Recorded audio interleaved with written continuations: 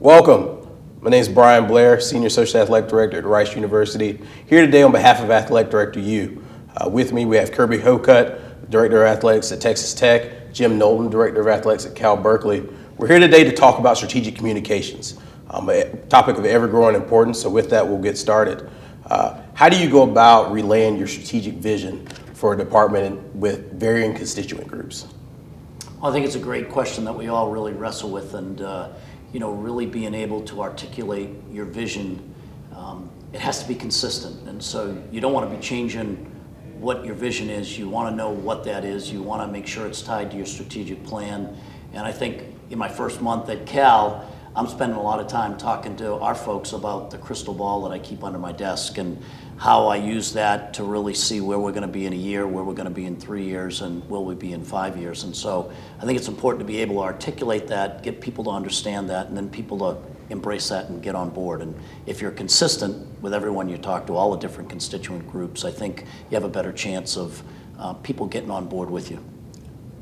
And I think about it all the time. And I think to build on Jim's word of consistency with all the constituent groups, I would just add that for me it's important that it's a shared vision and that there's alignment with all of our different constituency groups. If it's our student athletes, if it's our coaching staff, if it's our donors, our community, and the leadership of the university, that we're in alignment with one another as to what the vision for Texas Tech Athletic is. So we're all moving in the same direction, we're all working together.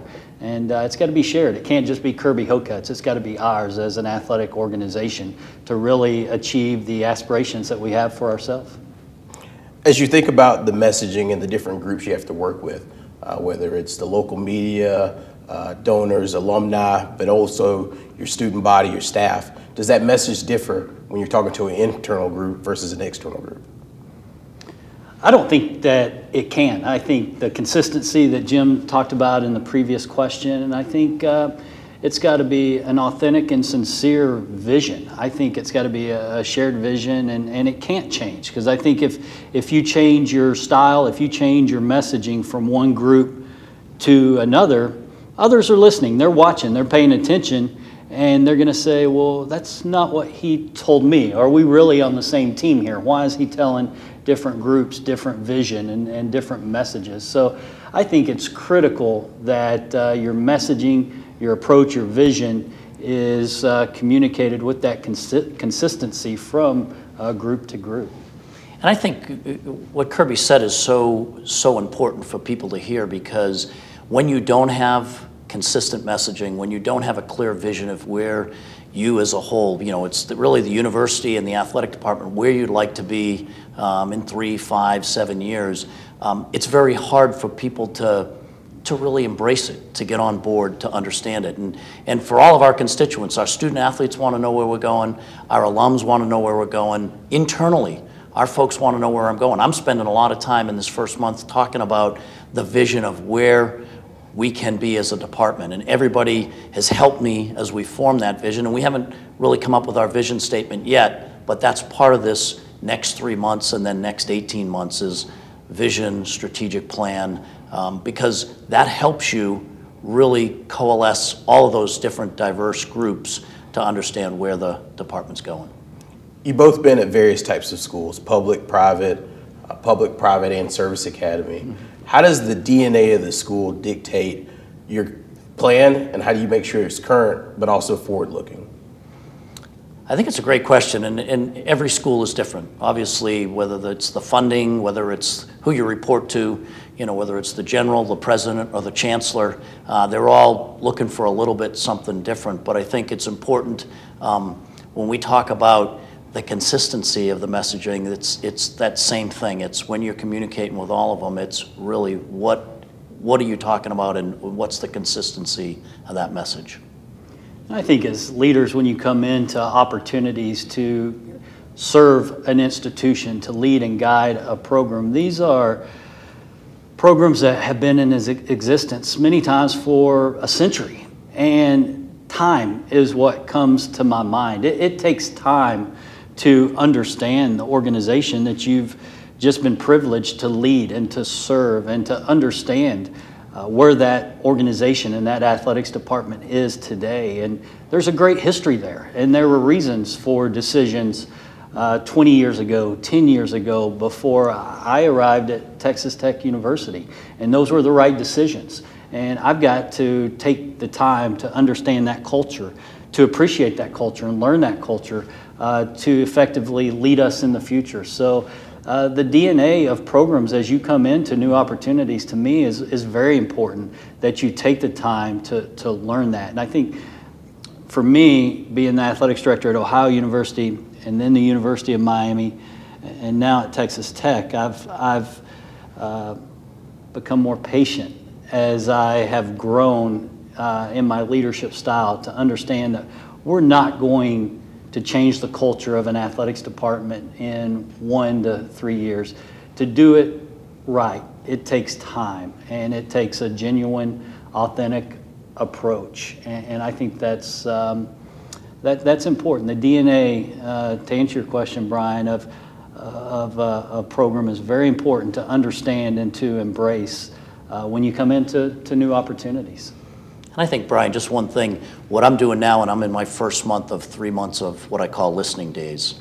And so, over time and with each organization I've become a part of, I do this listening days, which gives me 90 days of a very deliberate engagement.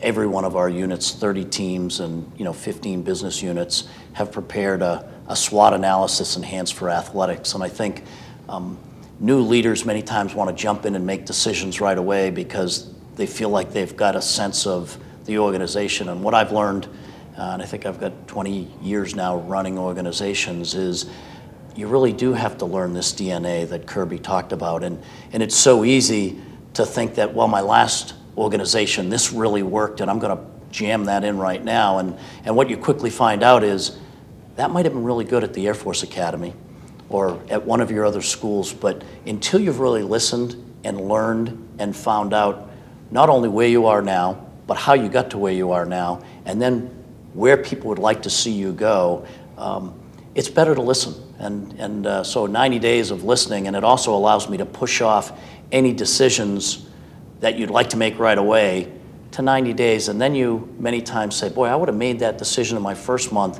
but in my third month, now that I've really heard everybody, I now have a little bit of a different perspective on Cal and what really will work well with our school, with our internal and external constituents. I think that's a great transition. As you look at different schools and different markets, local media can be vastly different. How aware are you of the narrative from local and national media around your programs, and to what degree does that dictate any of your actions? Well, it's a good question, and we have very talented local media coverage. We have very talented national media. The individuals who cover intercollegiate athletics on the national landscape are some of the best in the world at doing what they do. They shape opinion, and so when you shape opinion, absolutely, I pay attention and I watch and I listen. And while the opinion may not know all of the facts around the circumstances of a particular situation, I have found it's healthy for me to ask myself, is there any validity into what they're saying? Is there any truth into what they're saying that is a possible blind spot for me? And so I value it. I don't react. Very patient and careful not to react. Surround myself with people that I trust and I confide in to ask me to help analyze what is being written and said locally and nationally as it pertains to our brand and our program, and just to make sure that I've got as much information and perspective and opinion in front of me as we guide our athletics program and make decisions. And I think what Kirby said is we have to know. We have to know what's going on. And I think sometimes you can get emotional because something's not telling the whole story.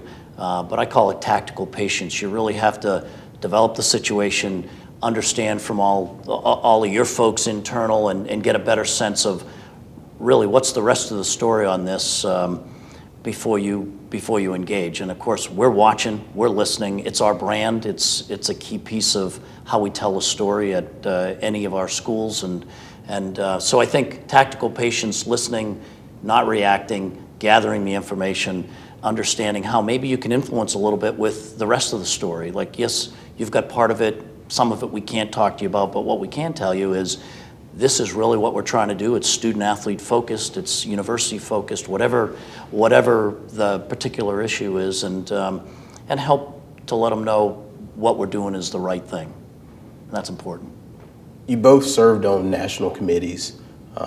When you're addressing the media, how do you balance the interest of obviously your organization, your college or university, but also the national, your conference, whatever entity you're serving? How do you balance those interests when you're addressing the media?